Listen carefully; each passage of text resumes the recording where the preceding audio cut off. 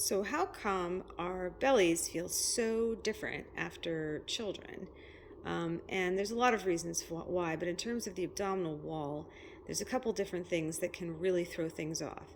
One is getting a C section, and obviously every case is completely different, and some people are very affected by this and some a lot less. But as a general rule, in the C section, there's an incision or a cut made right at the lower part of the belly. And then the muscles, the rectus muscles, are split from each other side to side. And they're not necessarily directly cut the same place where the skin is cut. The problem is that in order to get everything that needs to come out, they get pulled apart from each other pretty aggressively, and they tend to rip off of the bone that's right under where that incision is to various degrees. Sometimes it's a little bit of a rip, sometimes they're really pretty torn off.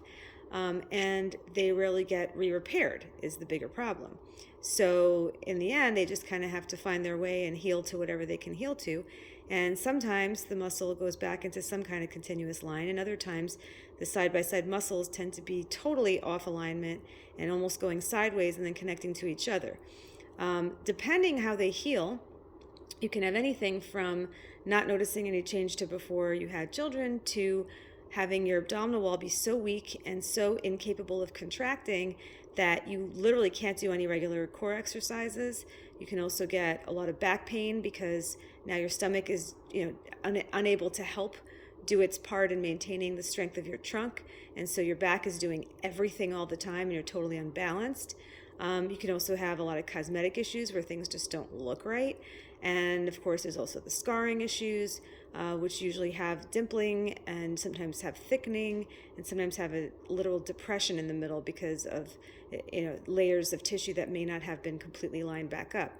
So there's a lot of ways where you can end up with a lot of issues that lead to not only cosmetic problems, but a lot of long-term functional problems that can then, with age, be even harder and harder for the body to compensate for.